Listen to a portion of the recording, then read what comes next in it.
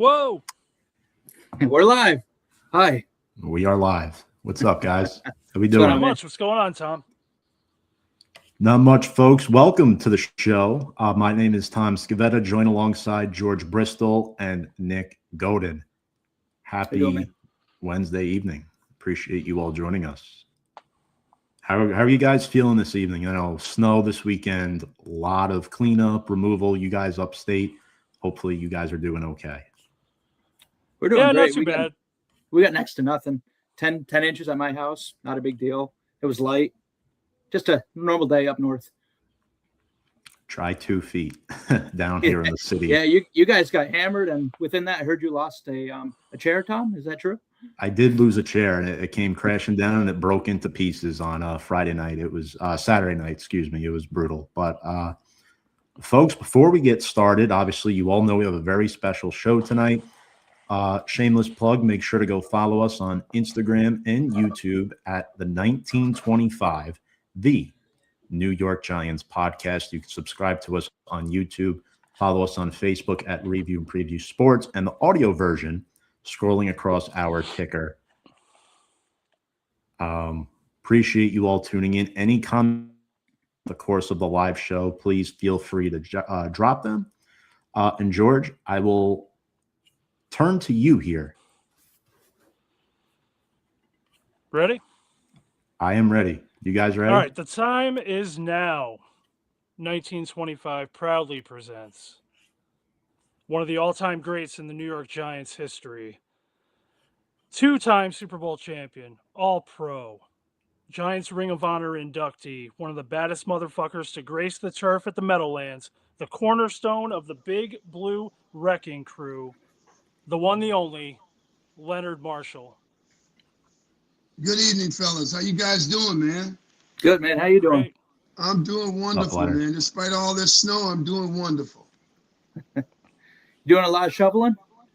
I kind of got a foot injury I'm dealing with right now, so I had to hire somebody to come and do some work around the house. Luckily enough, I got a couple of kids around the neighborhood that are able to help us around and do some things for us. So it worked out. It worked out. That's good. Keep them busy. Yeah, Absolutely. yeah. No, So, what are you up to lately, other than the foot injury? Well, you know, lately I'm focused on what I'm doing business-wise. So I have a couple of ventures going on. I'll lead with one that's near and dear to my heart. I'm watching a lot going on in the country, and I've always been a big proponent of the communities that surround MetLife Stadium, which is where I earned a living for 10, 12 years playing professional football. And in particular, in some of the real urban cities, you know, your Pattersons, your Newarks, your Jersey City, I want to say Camden, and a couple of the areas in the state where violence has become prevalent. There's also social violence as a result of all the social media and the posting ability and everything else with these iPhones, these iPads, these laptops, and some of the other devices that kids use. This bullying stuff has become really crazy. And I can't believe that the bullying stuff goes all the way to grade school. I'm talking, you know, second, third, fourth, fifth, sixth, seventh grade. And whereas kids should be focused on doing things a little bit more exciting and more endearing and more engaging, they're focusing on stuff that really should not be important at this specific age group. And I'm also finding issue with 13 to 25-year-olds that are either dropouts, they don't want to go to school, they're involved in drugs, they come from single parent situations that are not good. Some kids are living in shelters and whatever else, they're acting out. And so I created this campaign called Bag the Violence. And this campaign at bagtheviolence.org, we go into communities, we educate, we engage, we get involved, with kids of that discipline set, juvenile delinquents, those that are dropouts, those that don't have a career, they're not in transition, and they're not in a vocational school or trying to learn a trade of some sort. We try to help those kids. We try to help pivot them towards an even better and greater calling than the streets and violence associated with the streets. So there have been too many young kids that have gotten shot and killed of late, in particular in the Jersey Shore area, which is kind of where I live, Central Jersey to the Jersey Shore area. So it's a little bit crazy, but my nonprofit, bagtoviolence.org, has been quite engaged in this area. I'm engaging with law enforcement. I'm engaging with Tunnel to Towers, which is veterans and first responders. I have a campaign going on with Wakefern and ShopRite, where I'm selling a bag in every store. I intend to sell 1.5 million bags this year. With this campaign, I intend to donate money to not only my nonprofit, but the nonprofit of Tunnel to Towers. That's one of my projects. My other project that's near and dear to my heart is helping former athletes that have early stage Parkinson's, Alzheimer's, and dementia, and then help try to find a way to help them and their families, whether it's the spouse or the former player that's dealing with this, try to help mitigate some of that damage and help them live a normal life, anxiety-free, agitation-free, and just kind of get them, on a steady path of growth versus a steady path of negativity. So my company is Pike Therapeutics. Our web address is www.piketx.com. You can see we take a transdermal patch. We place the patch on the arm of the patient. We infuse the patch with a Dromix. A Dromix is a mixture of dronabinol and a special cocktail that we're going through FDA process approval right now for. And when you use this, we've tested at every area you could possibly test of, including humans. And each and every time we test it, we have a 90% efficacy rate right now. And I think we're prepared and ready to deliver this to the public. So I think this is going to help a lot of families that are dealing with Alzheimer's, Parkinson's, and dementia. And I'm really excited about this journey. Absolutely, that's awesome. So I'm busy, fellas. I'm busy, but I'm busy in a productive way. Well, That's I great. love to hear that because that hits close to the family. That I love to hear that, Leonard. Yes. Yeah, mine too. Yes. I can't tackle people anymore, so I can tackle some ideas like this, and some other stuff that I'm looking to do. I just wrote a children's book called Little Ballers. It's a 17-page book for kids between the ages of 5 and 13. I'm looking to put that somehow into schools and programs, and in particular my program at Bag to Violence. So I'm living my best life, fellas. That's awesome, man. That's awesome. You've always that's right on your reading level, George. That's interesting. Yeah, so I'm having a good time. Go ahead. You've always been a forward thinker, man. Like looking, reading your book, looking to the past. You always had a bigger plan after football, and it's just great to. I read your book. I saw a lot of things you planned to do, and you've done them, and then some.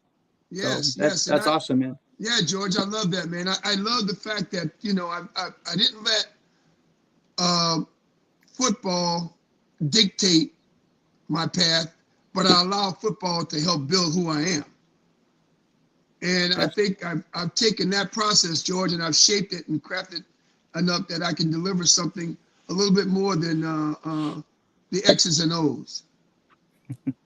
Absolutely, you have a lot of work to be proud of.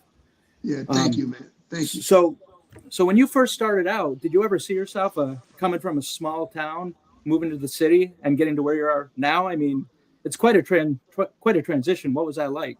Oh, wow, George. George, I'll make you laugh, but there's 2 red lights in my hometown.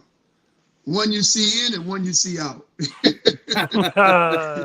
Okay? I mean, it's crazy. There's 2 bridges that connect everybody. That's the bridge of Bayou Teche and the Baldwin Bridge that connects you to South. I want to make sure I get this right. Southwest Franklin, Louisiana. I come from probably the bottom part of the state of Louisiana, right along the bayou. You guys probably have seen that show with the alligators called, what's it called, Swamp People? Or something like that. Guys Yep. living along the bayou, Yeah. wrestling gators and all that. Well, that's what kids did growing up where I grew up.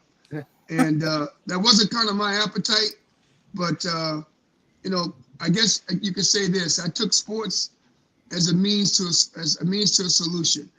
What I wanted to do was create a better environment for Leonard, and at the same time be able to do something good for my family. My father had 7 kids. I'm the oldest of 7 children, and he worked his ass off to try to give us the best life he could. It helped me to put 3 kids through college. It helped me to buy my mother and father a couple of houses, a couple of automobiles, and then give them some income to help them raise their family. So pro football was really good for me. It shaped my life. And the gift I try to give back now to young people back in that area is, listen, athletics is not for everybody. But if it's for you, you're going to know it at an early age. Don't be afraid of being successful. Be afraid of not trying. Absolutely. That's Yeah. deep. Love that. So going back to the teams of the late 80s, mid 80s, early 90s, can you explain a little bit what the locker room culture was with so many personalities, obviously from the top down, Bill Parcells, Bill Belichick, Charlie Weiss, and then you mix in the likes of Lawrence Taylor, Harry Carson, Carl Banks, George Martin. I mean, I could name players forever.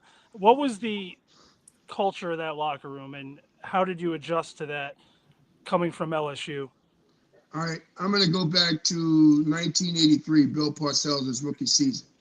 So Bill Parcells' rookie season was my rookie year too. And be it that I was really upset that the Giants didn't make me their first selection from LSU, the first player they drafted a kid named Terry Kennard ahead of me from Clemson. And I think they drafted Kennard from Clemson because he played in the bowl game and he was on television. And he was probably one of the highest rated cornerbacks in the draft. But what they didn't realize is the hunger and the heart of the man. The class that I came out in 1983 produced more Hall of Fame football players to date than any other class in the NFL draft. You can go and Google it. You can chat GPT it. It produced the likes of Richard Dent, Darryl Green, Darryl Talley. I could sit here and name, tons of players. 6 quarterbacks were drafted, Elway, Marino, and Kelly. All 3 are in the Hall of Fame. Running back Kurt Warner, running back Eric Dickerson, Jim Jeffcoat from the Dallas Cowboys. I mean, there's just a number of players that came in. So that draft class, I feel, was very special. When I walked in my Giants locker room, there were 2 guys that I could identify with. And that was Phil Simms, the number 1 pick, and Lawrence Taylor, number 1 pick. One guy was drafted in 79, one guy was drafted in 81. The 1982 pick was a running back by the name of Butch Woolfolk from Michigan. And for the most part, Butch wasn't really the guy getting any rhythm, and I found from the coaching staff. I felt like Butch was a guy that was kind of stuck in a rut. The Giants wanted to play Joe Morris. They knew Joe Morris was the better player. Joe was a 2nd-round draft pick in 1982. I think the same draft class as Butch Woolfolk. And Joe Morris was a guy that I could identify with because he worked his tail off to become who he became. And we didn't have that in 1983. We had a bunch of guys that were leftovers from 1982 and 81, teams that really weren't successful with the Giants. Actually, the teams that got Ray Perkins fired. And so I knew change was going to come about. I just didn't know how fast change would come about. Well, guess what? In 83, we were 3-12-1. In 84, Parcells came to me, and I'll never forget it.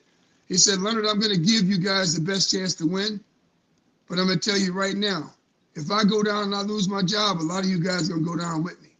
He said, so I need to know, can I count you in or can I count you out? I said, you can count me in, Bill. So the Giants went out and hired my strength and conditioning coach from LSU, a guy named Johnny Parker. And I think the evolution of Johnny Parker and the addition of a few players like Carl Banks, Gary Reasons, and the draft class of 86, I think that changed the dynamics and the culture of our locker room. We knew Harry and Lawrence would be good players, and we knew that they needed people to play with them. And Carl and I took it upon ourselves early on to become two of those guys that they could count on. And the Parcells and the Belichicks of the world, they saw that. And that's when we decided, you know what? How can we build the perfect orchestra? How can we build the perfect orchestra of what the team was in 1956 and 1958? We wanted to look like the 1958 Giants. Strong defense, a bend but not break offense, and let's win some games, but let's win them on defense. And then let's see if people can keep pace with us as we get better. And I think that's who we became from 1984 to 1986. Incredible. And what about Bill Belichick being your coordinator? Was he the same? Was he the same way he is now with his mannerisms and everything, or was he a little more green himself, kind of fumbling through it? Belichick was always Captain Somonex, man. He was always Captain Somonex. I mean, you know, this guy was, you know, completely football Urkel. I can tell you this, that Belichick was, he had a different personality. And because of his personality, a lot of guys didn't understand him. And they kind of stood off from him. I kind of digged him because he was very much a technical guy. And he made me become a technical player. And that's what pro football is. Everybody's big, fast, and strong. Everybody's smart. But not everybody can play their technique consistent. He held me to a certain standard technique-wise. He did, Lamar Leachman did, Parcells did. All the guys on our defensive side of our ball were held to a certain standard. And that's why, you know, when you watch us play, we were just out there doing what we did in practice every day. I mean, we just go out there and beat the shit out of people. 100%. I mean, and it kind of annoys me because people talk about the '85 Bears being the, you know, the epic defense of the '80s. I put you guys right up there. I mean, we didn't trick you. No, you didn't. That Bears shit was all tricking games. I'm gonna put 8 guys on the line of scrimmage. You got to figure out who's rushing and who's not, or who's gonna blitz and who's not, or who's gonna stunt and who's not. You know, we didn't do that shit. We lined up 7 guys, and we say, you bring it, and we'll show you who's the better guy. And that's what we did. We did it pretty well. I mean, to beat the Redskins 3 times in the same season to win a championship, I mean, you know you got to be doing something right. yeah, and that's Absolutely. all. And you guys were very dominant in that era. And Leonard, you in 1985, I'm sure you've been asked this before. You took that significant jump from your first and second year to your third year where, you know, we always thought you had the skills and you had the eye test, but finally the work was paying off. The numbers were coming with it. I mean, you had 15 and a half sacks in 1985 and 99 tackles for a defensive lineman. How were you able to rack up so many? I think when I go back and look at it, nobody knew about me. I mean, they knew about me, but they didn't know about me. I mean, 84, I had a great year. I had 8.5 sacks. I think I had something like 68 tackles, playing opposite Lawrence and playing in between Lawrence and Harry. And, you know, we won a playoff game. I mean, that team in 84, we won a playoff game against the Rams. You know, I make the play of my life. I tackled Dwayne Crutchfield in the backfield to solidify a goal line stand, and we turn around, we go down, and we score, and we win the game. We go on and lose to San Francisco 21-10 the next week. But I think what happened was our team gained some confidence. I took that confidence into the offseason, and I allowed that to manifest. And that confidence enabled me to come back with more of a vengeance. You know, I was really disappointed in 85 that I wasn't the sack king of that season because I played a 3-4 defense. I mean, I wasn't an edge rusher. You know, most of the work that I did, it was on the inside, and very little of it was on the outside. And if I played in the 4-3 defense, Carl Banks and I had joke about this all the time. If I played in the 4-3 defense, I'd have probably had 25 sacks that season.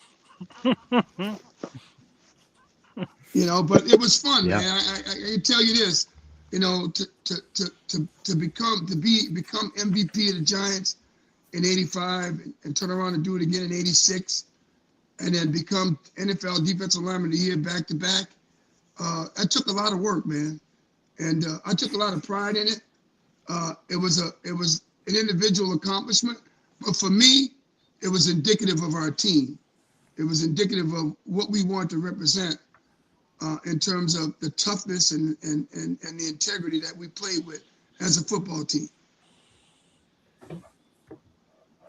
Now moving Absolutely. in. You had it. Oh, go ahead, Nick. Sorry. Oh, No, you're good. We lost you, Leonard, for a minute. We'll He get said, "Fuck it, I'm out." he said I had enough of this shit. Yeah, we'll get Leonard back, folks. As he refixes his connection. Apologies about that. We'll make sure to get The him best back. part about that is I just cut you off. Yes, Won't be the last time. he's still out. Maybe the storm is getting him there a little bit. We'll see. All right. Well, we do have a see you couple later. comments. We do have a couple comments while we're waiting for Leonard to return. Dirty Caesar asks, well, for Leonard, do you think that's what John Harbaugh is trying to what he was talking about with Belichick before, right? We were kind of talking about like the 85 Bears a little bit and stuff like that.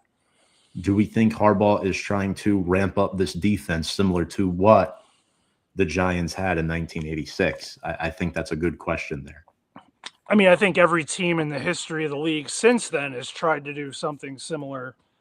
I mean, it was a dominant defense. I mean, just hearing him say the people he played with, it's hard for me to see a current team have that many Hall of Fame players together in their prime.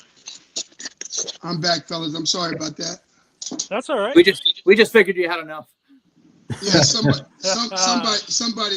called my phone, and I wouldn't want to take his call, so I muted him, and the next thing you know, it muted us. So my apology there. No Not a worries. problem. Oh, good, man. So after the 85 season, do you feel you had a lot of pressure moving into the 86 season? Like with there was a lot of expectation, but you also had a lot of things lingering. You had the Joe Morris holdout. You had the George Adams, the young rookie, the injury, and then LT had his own issues.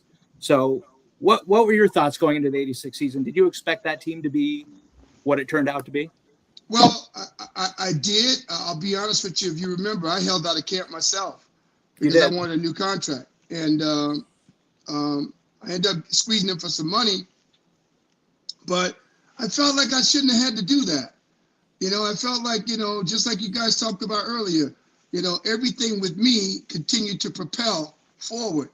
And if you're going to invest in a player, you want to invest in a player while he's coming up versus a player that's on the decline. So I felt like at that time it was dirty pool on the Giants' behalf as the way they treated me. However, I didn't let that get in the way of, my mindset in terms of what I want to accomplish, my goals and the team goals. And I was not a selfish football player. If you go back and watch the way I played the game, I played the game with a lot of vigor, but I also played the game with the intent to play the scheme of defense and not do what I wanted to do on my terms, and do what the scheme called for, and then play in the confinement of the scheme, and not just go do things just to get sacks or just to make tackles or just to play to the fanfare. I didn't do that type of stuff. So what I'll say is, chemistry wise, I think that when I returned to camp and returned to play, I didn't have a chip on my shoulder. And I remember telling Parcells, matter of fact, I'll tell you guys a funny. This is a real funny. This is a real good one. So I come back to practice. The second day I'm in practice, I'm standing by the water cooler. And George Martin said, "Man, I'm so happy to have you back, man." He goes, "Wow." He goes, "Dude, what was it like to be out there like that?" I said, "Well, man, it was scary because I was out there by myself. You guys were here doing your thing, man. I was missing you cats." And but what they don't know is I would have came back for less money. and Wellington Tamara was standing over my left shoulder. And Wellington Tamara turned around and said, never forget, he said, I sure wish I knew that. God damn it. So that was some funny shit. But Wellington was funny, man. It was great to work for him, man. He was a great owner. Yeah. Rest his soul. Rest his soul. Going back to Bill Parcells, he believed potential doesn't win games, performance does. Yes. When you watch the Giants game, the Giants team of, let's say, the last 10, 12 years, they really need to adopt that concept. And I'm hoping Harbaugh's the guy to bring that in. Any thoughts on the recent transition of coaches while we're on the topic? Well, I can tell you this, fellas. We got a football guy now. We don't have a guy from college football. He didn't coach at Alabama. He didn't coach at Oregon or Tennessee or one of these crazy schools in college. We've got a real football guy, a guy with a 19-year success at another NFL team, and now bringing that same style of play and that same football integrity to this group. This group needs to be challenged, I feel. There are a lot of young players on that team that I think have a lot of growth in them. I think that, the quarterback position is pretty much a fixture in the grand scheme of things. I think we got edge rushers. I think we've got some guys that can play in the middle. I'd like to see them lose some weight and get a little bit more productive, to be honest with you. But I think we got some guys that can play in the middle. I know if I was coaching them, I'd demand a little bit more. I think that we could use some help in the secondary. I think we could use some help in the O-line. But I like the nucleus of what he has to work with. And I think John, just thinking outside the box, and what I know about John Harbaugh from watching his teams play, his teams remind me of a Bill Parcells type of team. We're going to play good defense. We're going to run the football well. We're going to not make mistakes at the quarterback position. And if we do, it's not going to be something stupid. It's going to be because we tried something and it just didn't work. And I think that, the fact that he had an MVP quarterback 2 years in a row in Baltimore puts a little bit of pressure on Jackson Dart now, because Jackson Dart's going to play for this guy. And the guy that teaches him is going to be, under a watchful eye now. So I think that there's some good things that could come of this. I think things are on the up and up with us. And I'm excited to watch Giant football this year. We are too. I don't know if it's the money these kids make now compared to your era, but I mean, it looks like a pain in the ass to coach these guys at this point. They do what they want. They say what they want. They're late. They're this. They're lazy. They sleep. They do. The work ethic doesn't seem to be punished as often. And when Dable was coaching, I think he was letting a lot of it go due to his position with the team standing. But, I mean, Kafka had to come in the interim and clean a lot of that up. In your era, I'm willing to guess Parcells he wouldn't think anything about it but to get up in your ass about something. Oh, there's no doubt. I mean, my rookie year, they were trying to tease me and say, call me the fat kid from Louisiana. And then I shut that shit up. By just whipping a lot of ass and shit. And then the next thing you know, they're not finding guys, that they're not making guys weigh in every week. He used to do that weigh-in shit just to mess with me, my rookie year. So then the next season, I used to tell him, I guess every time I make weight, I'm gonna make you pay me now. For every pound I come in underweight, I'm gonna make you pay me now. He said, "You're a real smart ass there." Yeah. You're like Bill Cosby. You're a politician. You're always looking to negotiate some shit. I go, yeah, hell yeah, I'm looking to negotiate. Shit, you guys are always trying to negotiate me to play better, right? So I need to negotiate you, give me some more money. Now you didn't seem to let it bother you, at least on the surface, but you kind of went in your rookie season. You didn't really seem to take shit from anybody. No. You had Harry Carson trying to intimidate you early on. Yeah. And you didn't go with the norm. You stood up for yourself. Yeah. What was his reaction to that? Well, his reaction, Harry's one of my best friends today, man. I love Harry to death. I mean, if there's any one guy that I attribute my success to as a player, actually it'd be three guys. I think Lawrence, Harry, and George Martin had a lot to do with my success as a player, both on the field, off the field, and in the way I carried myself around the organization. Harry's just an amazing person. I don't know. I can't say enough good things about Harry Carson. If someone was to say something bad, I'd be the first guy to fight you over it, because I can't talk about a classier player, that was very unselfish. I mean, I'm talking very unselfish. I mean, he'd take a young guy and point him in the right direction. If that young guy was pivoting, he'd pivot him back towards what he should be doing and not what he thinks he should be doing. And George Martin was the same kind of guy. I think with Lawrence, the balance I got from Lawrence and having a friendship with Lawrence, that son of a bitch is just competitive. And I like competitive guys. And every time we get in the ball game, and we could take over a game, he and I would try to do it. I mean, we try to do it together, and it was just amazing to play with somebody like that. You were a great team in tandem. I mean, you were kind of making the connection up front, and he was kind of shooting free from every angle. So you guys were perfectly complementary. Yeah, there's no doubt. I mean, there's no doubt. I mean, I recall a game, I think he and I had 7.5 sacks against the Eagles. And I'm looking at him, he's looking at me. I said, isn't this shit fun? Love that. Yeah. So, I think Randall Cunningham and Jaworski thought they were a fire hydrant, and we were the dogs pissing on it. Who was a quarterback you absolutely loved to hit really hard? Was there anyone rival-wise or someone you only played once every 4 years or so? Was there one guy you just loved to tee off on? Neil Lomax from the St. Louis Cardinals. Because I had it bad for the left tackle, Louis Sharp. I had it bad for the left tackle. I just thought he was so fucking cool. And every time I played him, I used to treat him like a redhead stepchild. I'd just throw him all over the place. I'd take him and throw him all in the pile. I'd do all kinds of crazy shit to him. Piss him off, punch him in the back, all kinds of shit. But all within the game, though. All within the game, not a dirty player, That poor motherfucker. So it wasn't even so much the quarterback. Yeah. You just wanted to show the left tackle you owned him. Yeah, well, I really want to show him here, man. I'm not gonna be punked around, the beauty of it was he was friends with Lonnie Young, and Lonnie Young and Carl Banks were teammates together at Michigan State. So I make sure that Carl talked to Lonnie Young before the game, just to get an idea if Louis gonna come to play today, or he gonna come, fooling around and trying to play games and shit. So, so at the end of the game, every time we played him, I made sure that I walked off the field like, I got you. So he was all screwed up without even putting the pads on.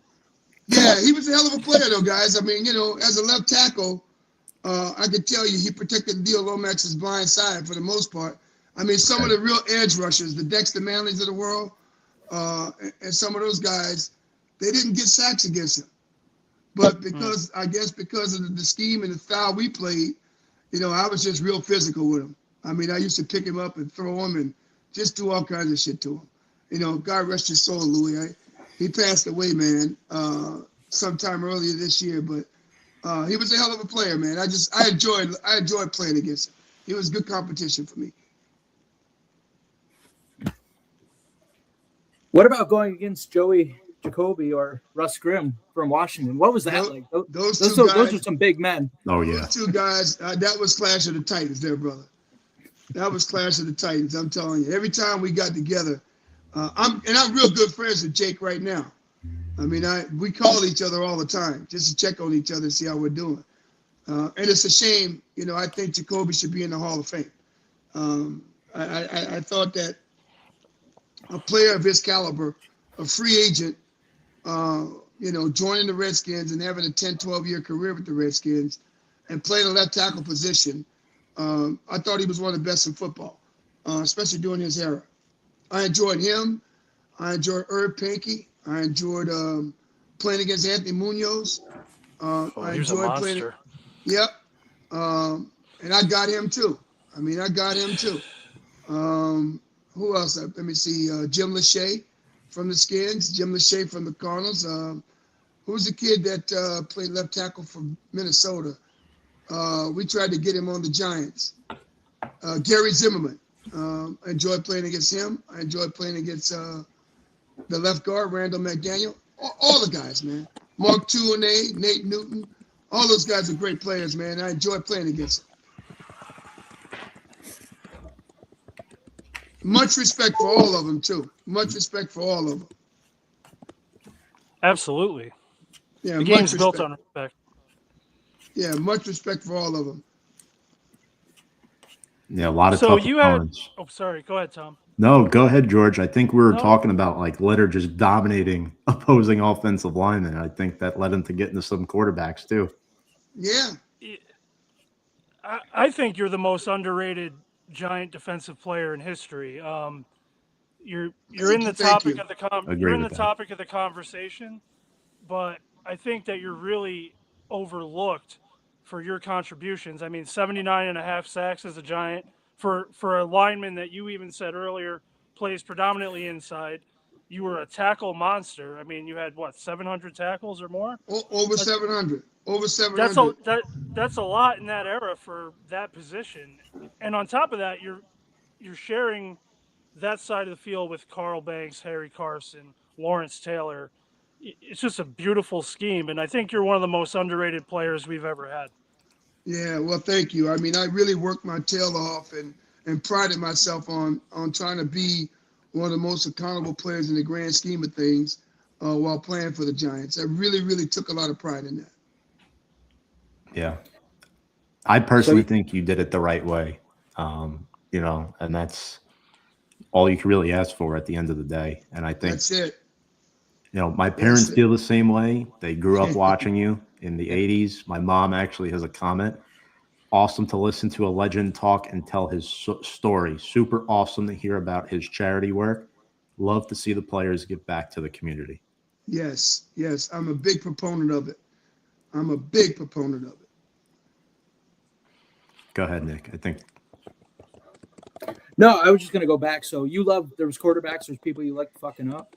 Who was Go ahead. Who was one of the biggest trash talkers out on that field that just drove you nuts? You talking about on my team or on the other team? Well, we can go either way. Okay. Who was the best trash talker on your team? No doubt the biggest shit talker on my team was Thomas Pepper Raising Hell Johnson. Pepper Johnson. There you go. Pepper Johnson talked more shit in the course of a game, and I loved it. I loved it. I mean, he would talk shit to running backs. He would talk shit to quarterbacks. You know, he was his rookie year, man. I loved him. I mean, I loved him up from the day he joined the Giants as a number 2 draft pick out of Ohio State. And today we're real close. He's an unbelievable guy, man. I loved him my whole career. I loved his energy. I love his passion, what he brought to playing defense in our huddle. You know, what he brought to the 1990 team, I'm sorry. What he brought to the 1990 team when he became a full-fledged starter was just like amazing. He was an amazing player, very athletic, could do a lot of things dynamically that most guys couldn't. And yeah, Pep was my boy, man. Still is. That's awesome. Yep. Now, just to go back a little bit, we mentioned Bill Belichick. How do you feel about him getting slighted recently? He's not in the Hall of Fame. He's not a first ballot Hall of Famer. How do you feel about that? Well, there shouldn't be a damn Hall of Fame without Belichick in it. That's how I feel. I mean, there's only one other guy I think that has anywhere near the credentials of a Belichick to be in the Hall of Fame, and that's Don Shula. And Belichick's teams Belichick's win record is right next to Don Shula. You know, with 6 Super Bowl rings in New England and 2 Super Bowl rings with the Giants, he started as a special teams coach. He was an assistant special teams coach. So you couldn't start more lore in any organization than being an assistant special teams coach. And he started as an assistant special teams coach, became a defensive coordinator in 1984, and then ran our defense in 85, the year that I'm defensive lineman of the year and MVP of the Giants, and then does it again in 86 when I do it back to back. And I love the guy. I love the way he took Lawrence and I and paired us together and turned us loose and told us, just go make football plays. I'm going to take the thinking out of it for you. Just go make football plays. And that's what we love. So you talked earlier about Belichick being kind of a different kind of cat as far as how he was giving you guys the breakdown. And you seem to kind of propelled yourself in that.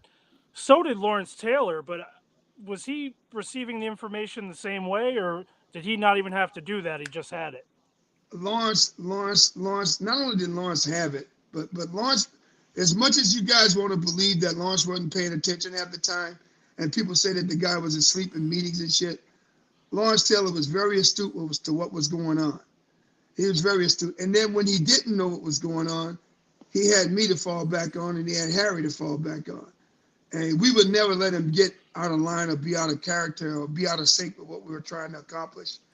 And Lawrence just had this special thing, man. Lawrence just had it. That's the best way for me to describe it. He had it, you know, and most guys don't have it, and he had it. And it meant that no matter what kind of shit he got into, he'd find a way to get it out. I'll get out of it. I mean, he was just that talented, guys. I believe it. Yeah, he was just that talented. I mean, I've been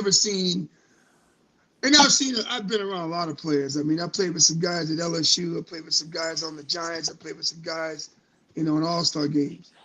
The only guy I could think of that had anywhere near the talent that Lawrence had, and I used to like to watch him play because I watch him play on film, and that's his best friend, Ricky Jackson. Ricky Jackson from the Saints played the same style of football as Lawrence Taylor. Smash mouth. Yep. So, changing gears a little bit. Sure. I want to walk through my favorite play of all time. I know you already know probably where we're going to go with this. 1990 NFC Championship game. This is a play they should show every lazy rookie, all right? Because so much shit goes wrong for you in this play. You want to give us a little rundown of what's going on here?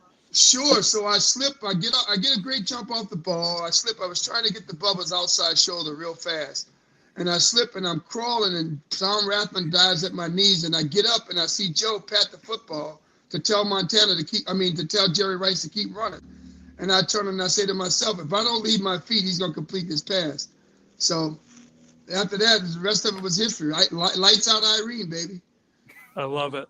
I love that. That's one of my favorite quotes is just because, well, actually, one thing, didn't Jim Burt take a cheap hit on Hostetler the series before? Yes. Yes, there was a play in the game. Hit? Yeah, it was a questionable hit earlier in the game where Jeff's leg was planted and Jim put his helmet on his patella. And we knew that in our locker room. And, you know, most of the guys say, you know, okay, he's formerly one of us. We know what his intention was, to get Jeff out of the game. My intention wasn't to hurt Montana. My intention was to separate him from the ball and Mark Collins catch it and run in for a touchdown. It just so happened that play became what it became. And what I could tell you this about the play, as I'm going through it, I think of every coach telling me everything they told me when I was a young kid. Get up off the ground is hot. Get up off the ground is hot. Continue to play till the whistle's blown. And that's what I did on that football play. Had I given up, we wouldn't be sitting there talking. Absolutely. Yeah. That play, I mean, seemingly dismantled the dynasty of the 49ers. That was a huge play. Now be honest, at one point after you hit him, did you think for even a split second, I just fucking killed Joe Montana? Yes, I did. And I did it on the sideline. And I'll never forget it. I looked at Magic Johnson and Danny Ainge was on our sideline. And then I looked at Gregory Hines and Billy Crystal. And Billy Crystal went like this here, you just killed him.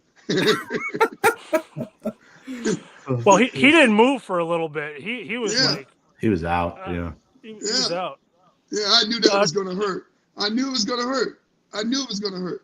But it was never my intention. And people always want to say to me, "Oh, you trying to hurt him?" No, I didn't. I played the football play the way it's supposed to be played. Till the whistle's blown, I got my ass up off the ground and I left my feet to separate him from the ball. That's what I did. Have you and Joe, in passing over the years, kind of rehashed that play or bust balls about it, or is it just something you guys don't talk about? I've seen him in a couple of autograph shows, Gary Takahashi's shows and different autograph shows, and he's over it. I'm over it. It was a dynamite football play.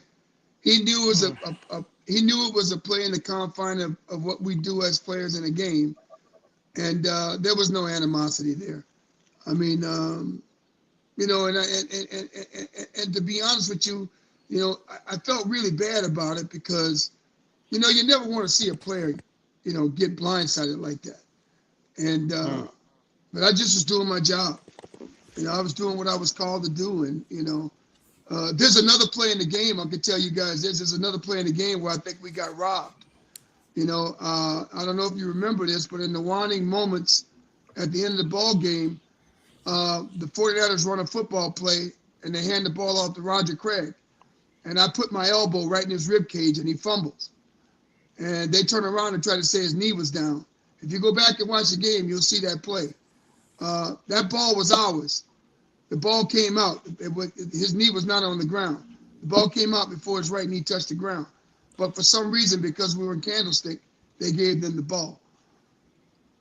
And you didn't have the review process they have today. You didn't Frankly, have it. That's right. I'm not sure if it's better for the game or not. I mean, I'm 40 years old. I still don't know what a legal catch is anymore, even with the extra footage. Right. It's crazy. It's crazy what's going on in the NFL. And I saw so many games this year that were played that where referees were involved in the outcome of the game. That never happened during our era. Yeah. And that kind of poses the question, Leonard, your specific position has been impacted by some of these changes, the defensive line position, how you could hit the quarterback as a defender. How has your specific position changed since your playing days? Oh, dude, they would have locked me up for the thing that happened with me in Montana. I would have probably got fined $1 million for something like that. They'd have made me like, what's that defensive lineman name? Kendamina Soup? Yeah. They'd have probably tried to tag me with that kind of thing or something like that for playing the way I played. I mean, between him, Danny White, Joe Theismann, Steve, what's the kid's name that played in Dallas? Pallure. There's so many of these quarterbacks that Lawrence and I fucked up more or less in the course of games. Poor Jaworski, man. I mean, I was just going to mention Jaws. Poor Jaworski. I mean, it wouldn't have went on. I mean, it just wouldn't have happened. So, like Lawrence says in some of the podcasts or some of the videos you see of him on Instagram and TikTok, the game is different. It's not as physical as it was in our era. Our game was about physical intimidation and playing till the whistle blew and playing hard, not playing I wasn't playing for the hot chick or the big watch or the hot car. I was playing to be great. I want to leave the game with a legacy to be great. That's one of the things that upsets the hell out of me today. All the work I put in and the Pro Football Hall of Fame still doesn't recognize that work. I see players getting in the Hall of Fame that never won Super Bowls. I see players getting in the Hall of Fame that never were Defensive Lineman of the Year for their team or MVP of their team or anything like that. I see all that crap and I'm like looking at it and I'm saying to myself, this Pro Football Hall of Fame stuff is crazy because I don't know who's voting for these guys to get in the Hall of Fame. It's bananas. Yeah. Bananas. I can't figure it out, especially after yesterday. Yeah. Judge a guy on his contributions. Did he make his team good? Did he make his team better? Did he win championships? Was he the most dominant at his position? In the grand scheme of what he did, whether he played in a 3-4 or 4-3, whatever, could he have done it somewhere else if he was in that situation? That's what I'd be judging a player on. I wouldn't be judging him on politics and garbage. No, you're 100% correct. I mean, and even thinking back, I mean, the sack itself wasn't a legitimate stat until the 80s. So 82, Yes. 82, yeah, right? Yes. so just think about it. He's one of the guys that racked up the most sacks from that position in that era. Like that's how I look at it. You want to balance era versus era. He's one of the most dominant defensive linemen in that era. He deserves to be in. Just my two Yeah. cents. I mean, and I'll look at it this way. I'll say it this way, guys. I mean, was it a pass happy league when I played? No. It was 3 yards in a cloud of dust. Everybody had to run the football. And if you were in the Northeast, you had to run the football in November and December to be in the playoffs. If you couldn't run the football, you weren't going to make the playoffs. Now, do you think the league's a little too soft now with all what we're talking about? I mean, it's an offensive driven league now. Teams are putting up 40 points. Almost seems like every week, and it wasn't like that back then. No, I'm telling you, people, you guys used to come to games and you'd be defense, defense, defense, defense, and you guys be banging on shit. I used to love it. I'm telling you, I used to play to that, and I don't see that no more. It's all gone. When I go to a game, I do not see that. They want to see guys catching bomb touchdowns and doing the funky chicken in the end zone and all that shit. That's not football, man. Football is, a struggle. Two big guys grinding it out. Struggle. You can read a book comfortably at MetLife. It's such a different animal than the Meadowlands. The Meadowlands, I mean, you just remember that distinct sound of hands on metal and hands on plastic, and it was just always a bang, bang, bang, bang the whole game, bell to bell. Yeah. Now at MetLife, everyone's on their phone. People are taking pictures. It's a totally different animal. It's crazy, man. It's crazy. Yeah, I mean, me and George went to week 3 this year, the home opener, Giants against Kansas City, the Chiefs, and the crowd was dead from the beginning. Like everybody was on their phones. Nobody even seemed to really know the sport. It was crazy. And from the get-go, it just wasn't the same atmosphere you used to get. Yeah, they were too busy looking for Jason Kelsey and Taylor Swift, bro.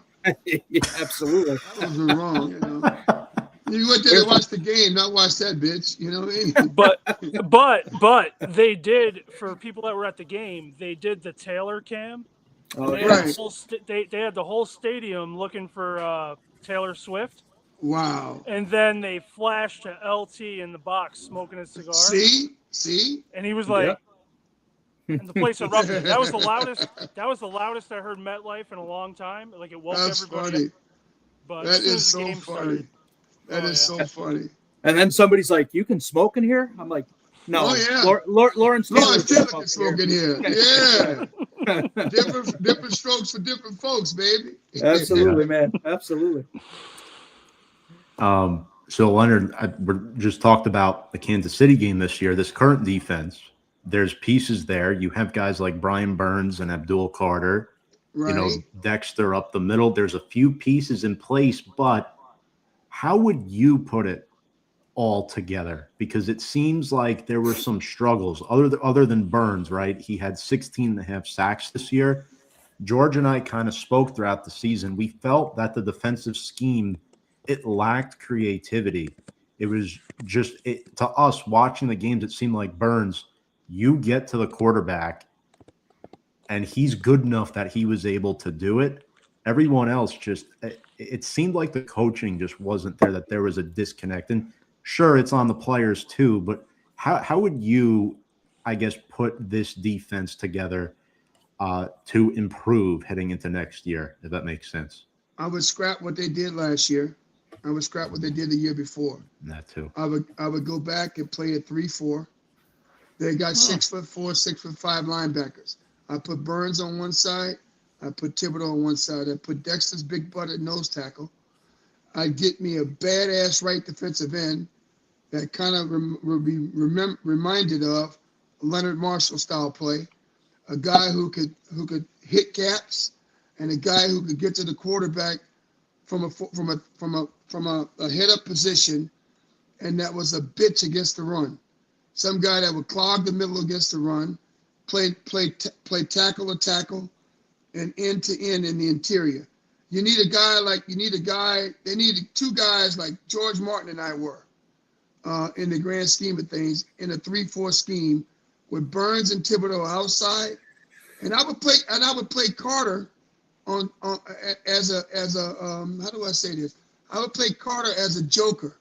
I would use Carter on 2nd and long and 3rd and long, and I'd also play him at right outside linebacker next to the right defensive end, more like they did with Lawrence Taylor, and I used Thibodeau in a variation where on 3rd down I bring Thibodeau in to do some things, and I play Thibodeau and I let Thibodeau spell Carter and Carter spell Thibodeau.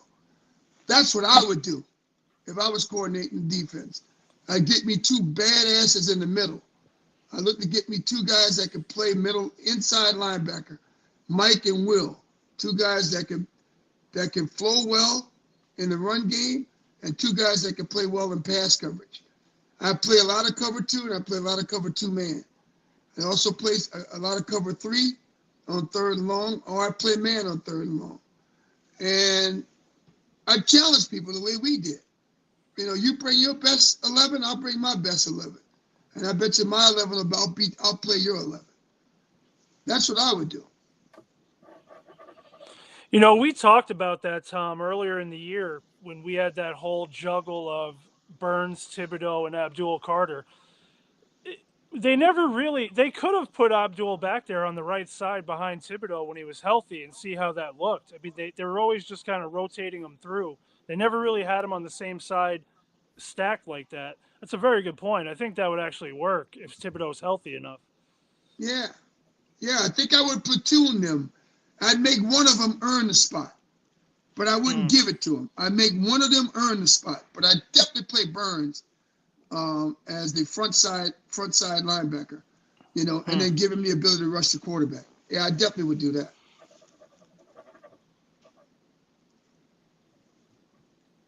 I think we're at you, Nick, right? What's that, man? Yep. Your connection bad? Did I cut out for a minute? No, I think you're good. Oh. Yeah, you're good, man. You're good. All right, we're all good, man. So moving back to how dead the Giants crowd was all fucking season and previous season before, when you were playing, what team was the hardest team to show up and play at? What team had the best home field advantage?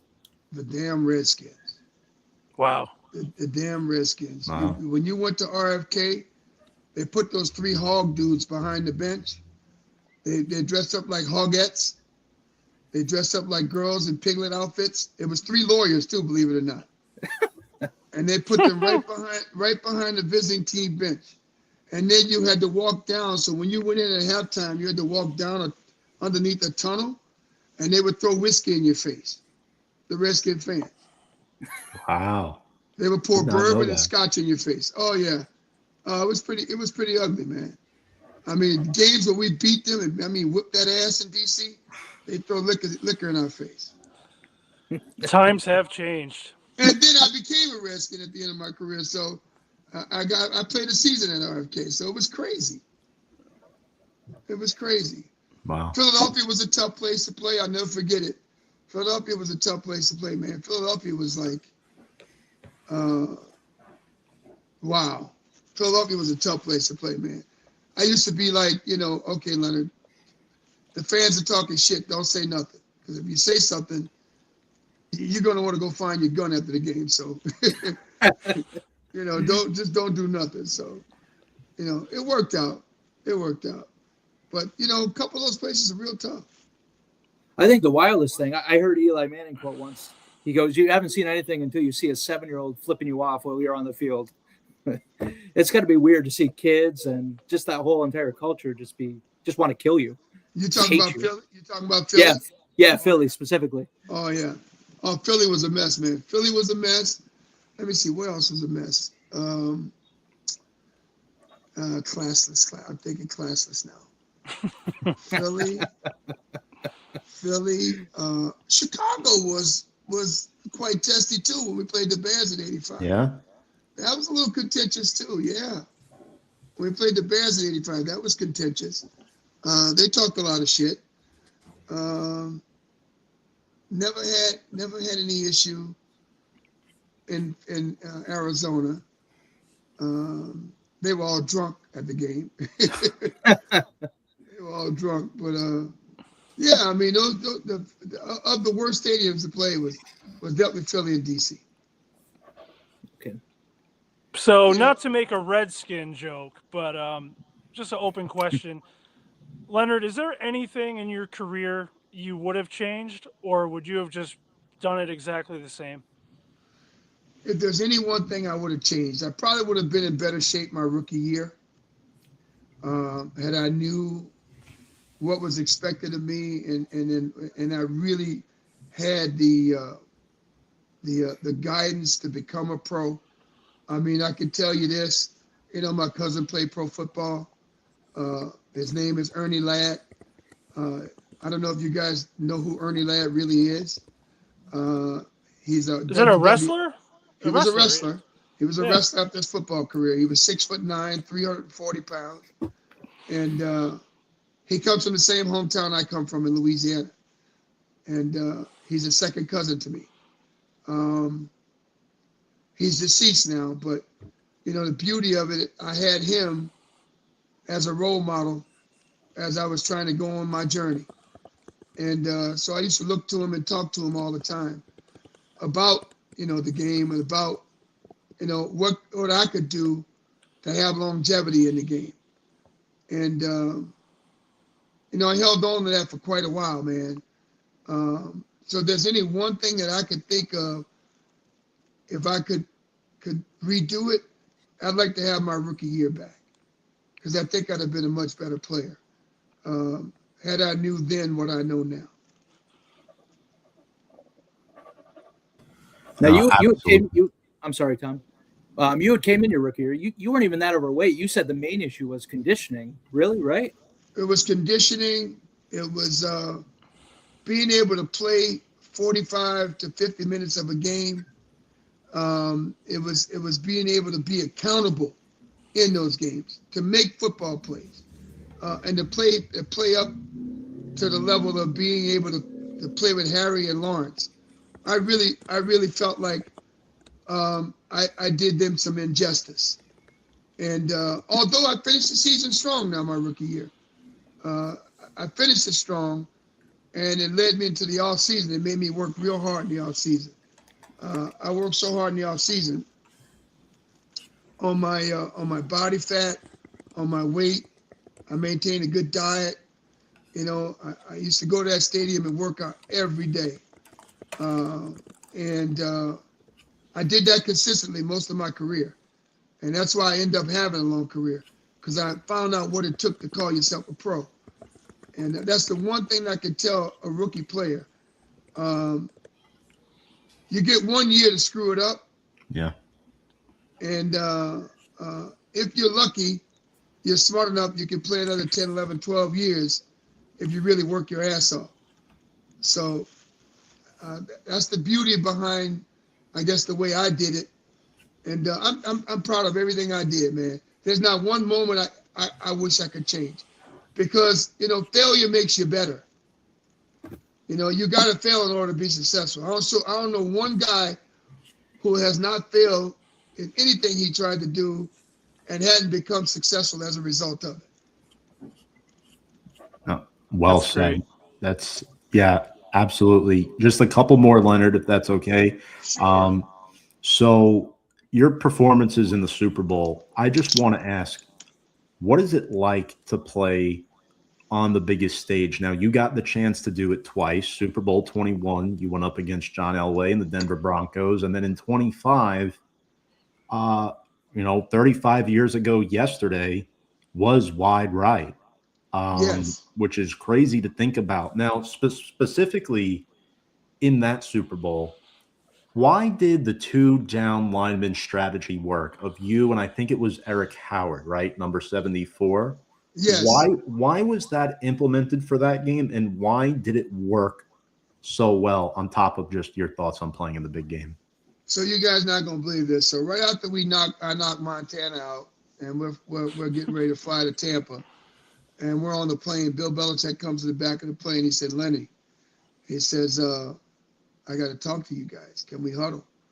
I said, "Sure." He says, I've been doing some work on this thing with the Bills and the K-gun offense." I said, "Yeah, and what does that look like, Bill?"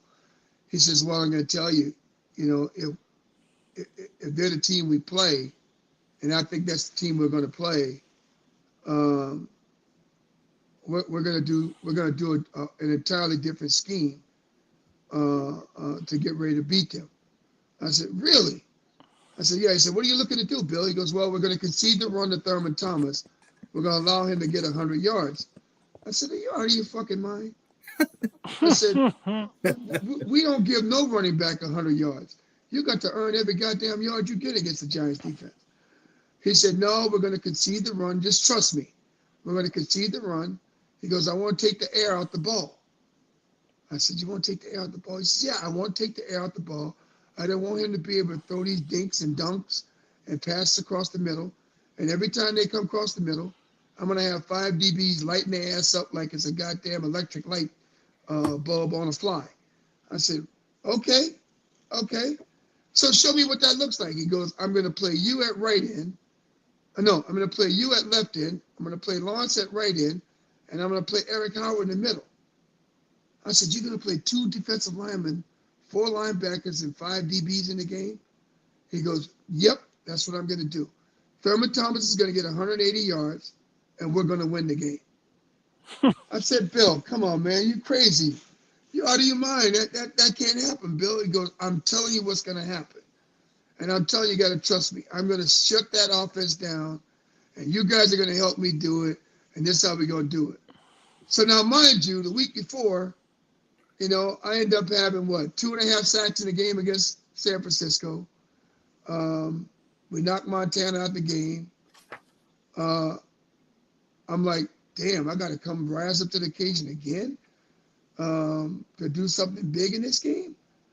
Okay, so I'm thinking, how am I going to do that?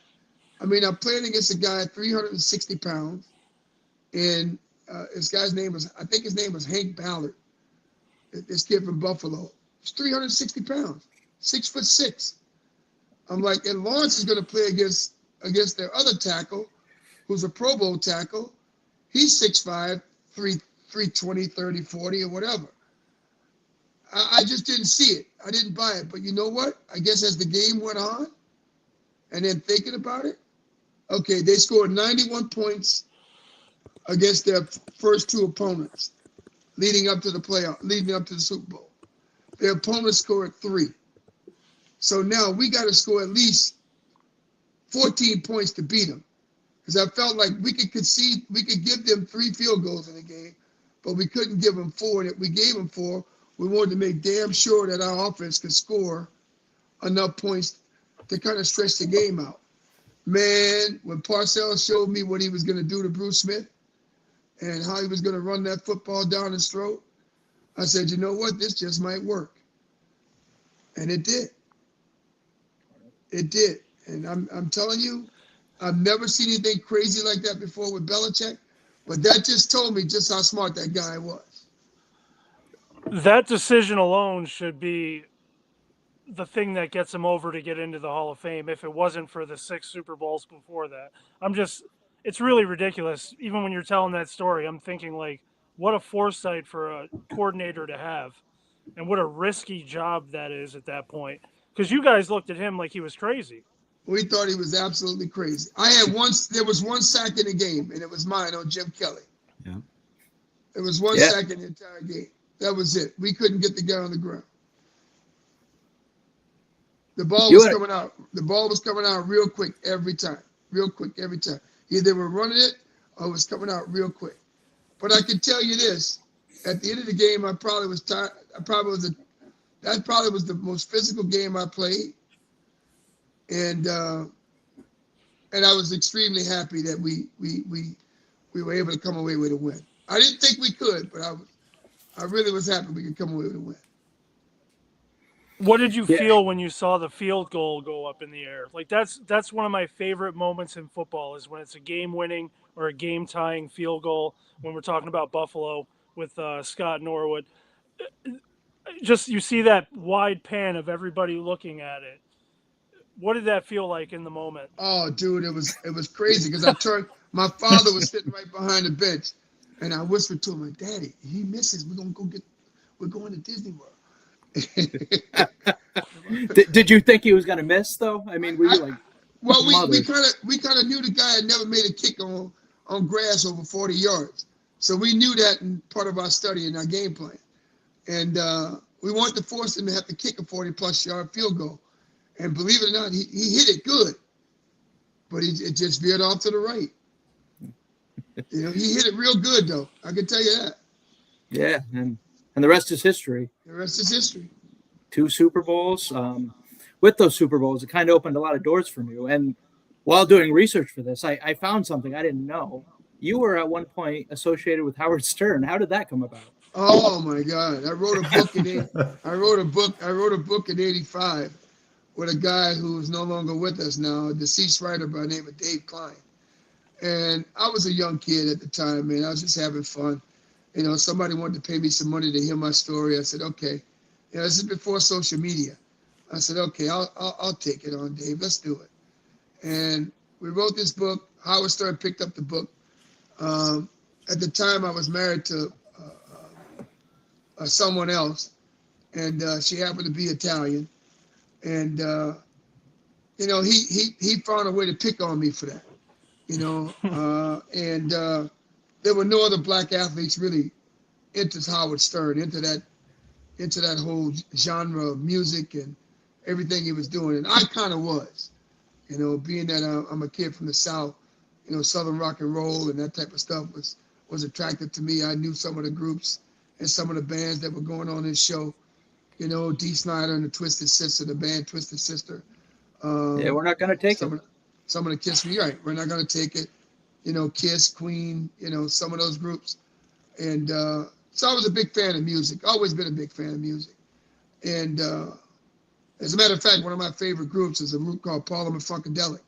And I like them because they just do it the way they do it. You know, it's funky, and then it's P-Funk rock. You know, so it's kind of a combination of both sounds. But you know, and I give kudos to George Clinton, my man, for doing that. You know, it was big in my childhood, man. It was big in my childhood. And big fan of Bootsy Collins, big fan of music. But that's what led me to do the Howard Stern Show, is I thought it was a cool program. You know, I thought he was a guy that crossed over well into music. And at that time, music had crossed over into sports, but sports hadn't crossed over into music. And I kind of felt that it was time for that to kind of happen. And if you look at it, after I did the show, everybody wanted to be on the Howard Stern Show. Barkley wanted to be on it.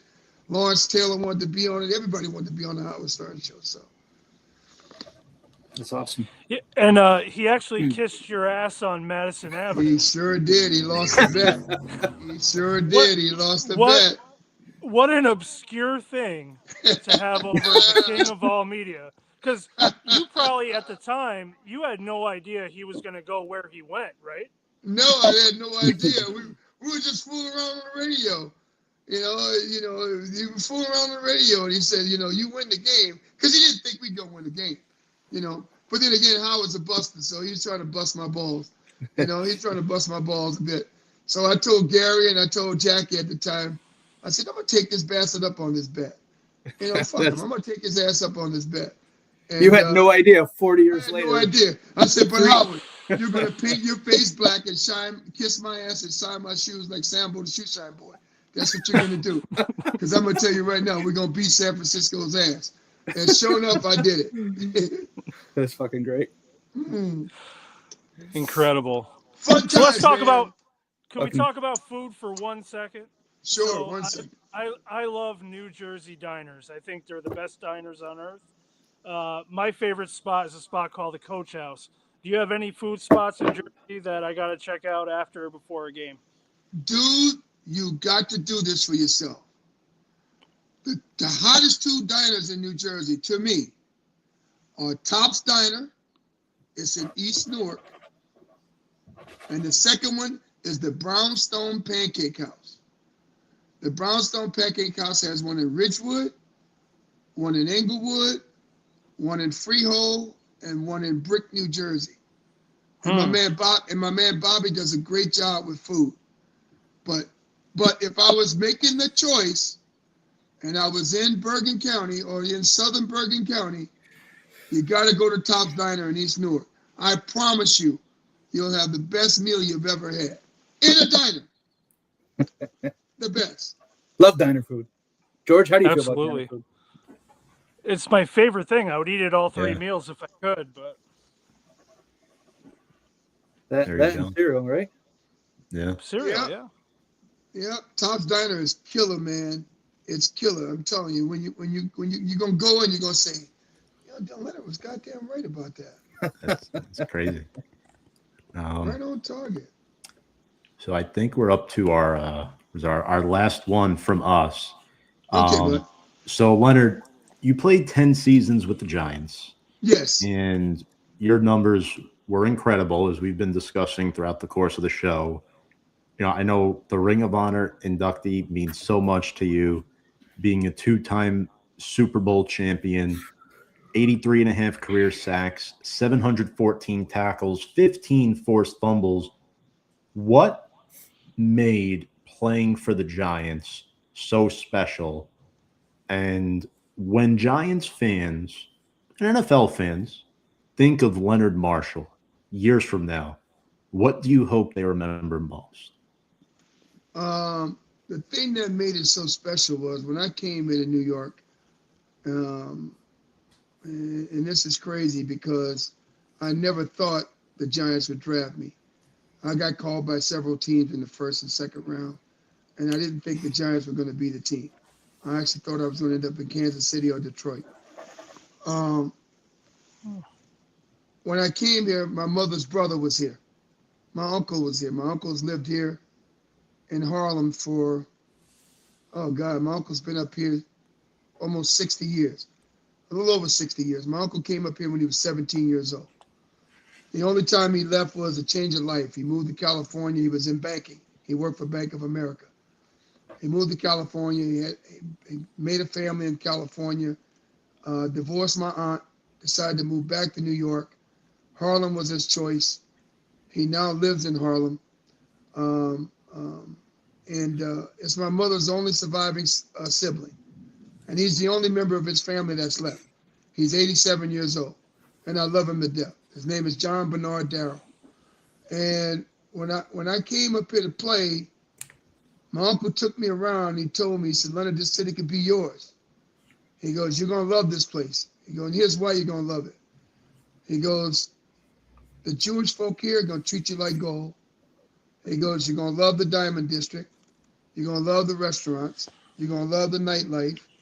And New York City's going to love you because it loves its athletes.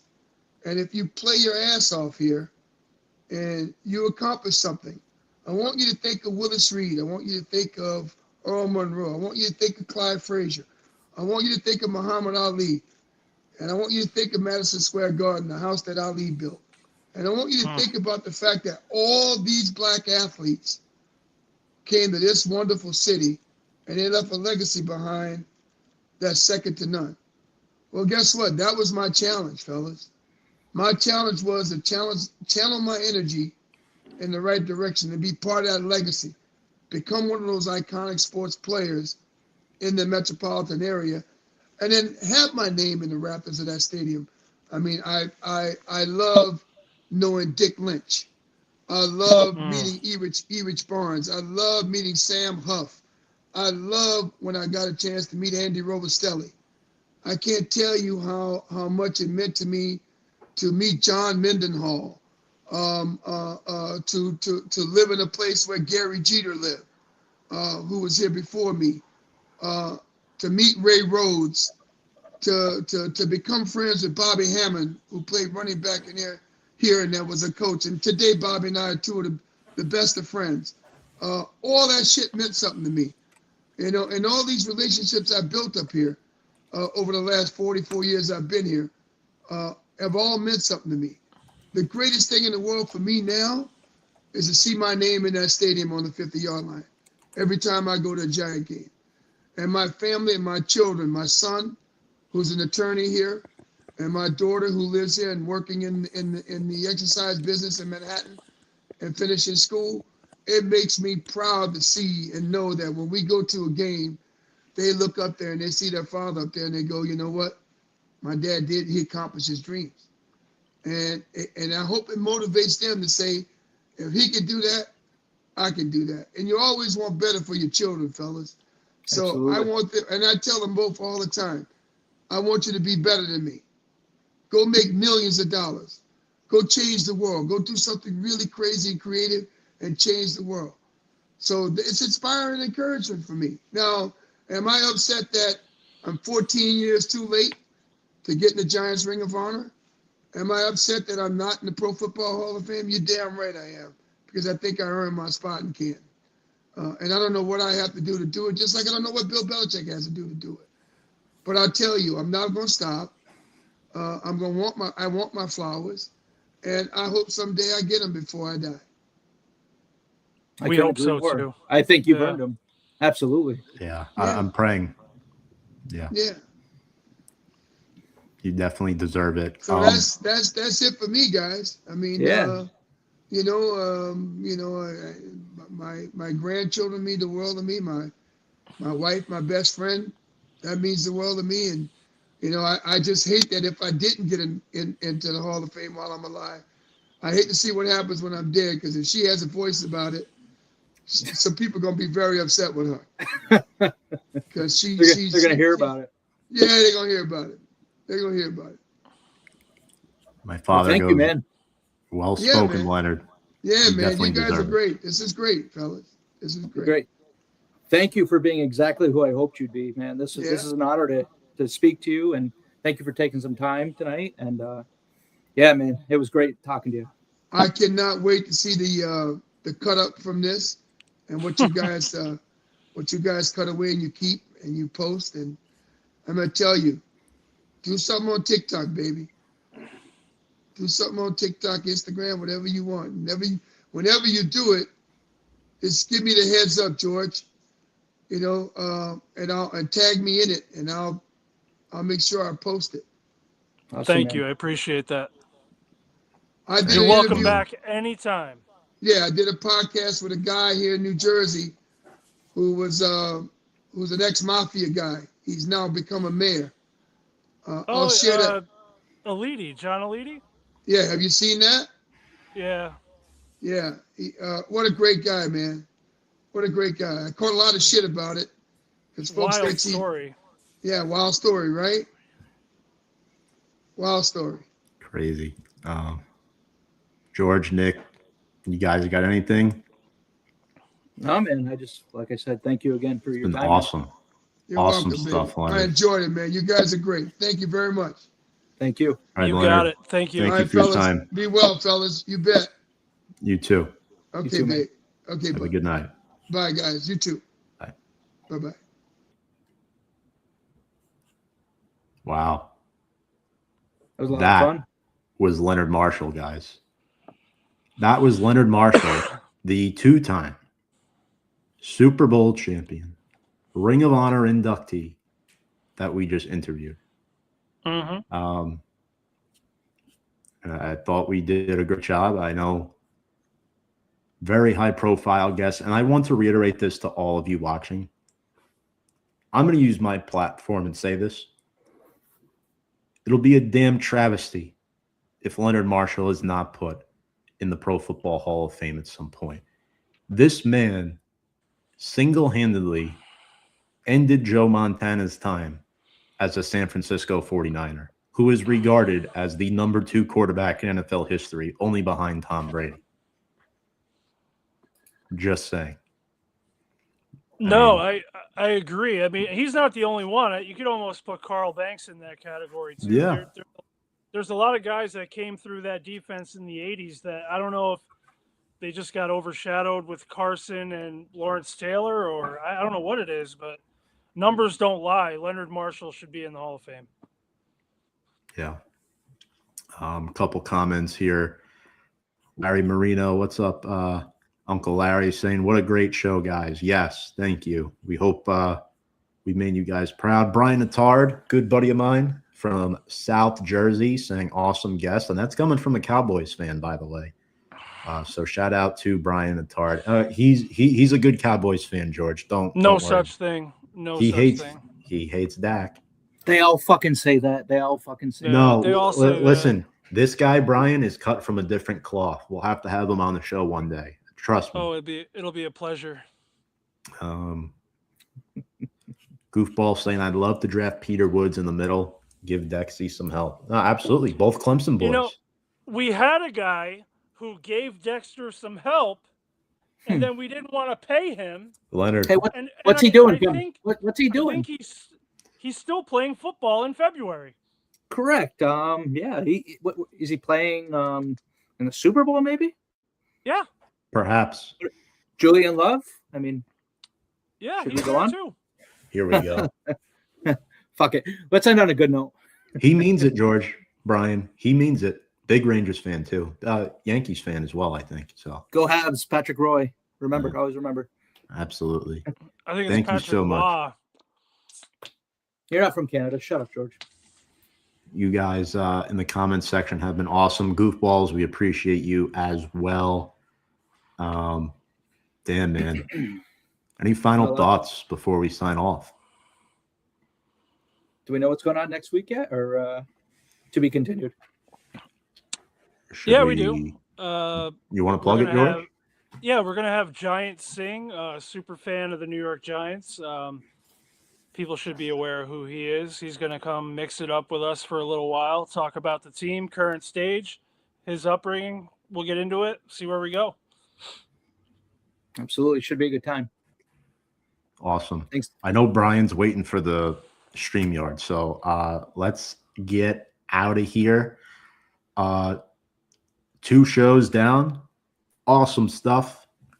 Guys, should do a little cheers to our second show with Leonard Marshall. Do you have anything left in that beer, George? Yeah, it's the same beer from 3 hours ago. Make Cheers, sure to guys. follow us, subscribe, like this video, share it with a friend, 2 friends. We love you all. Appreciate And thank you, all. Leonard Marshall. And Thank you very much, man. A legend. as I once said on my old show, without further ado, Big Blue.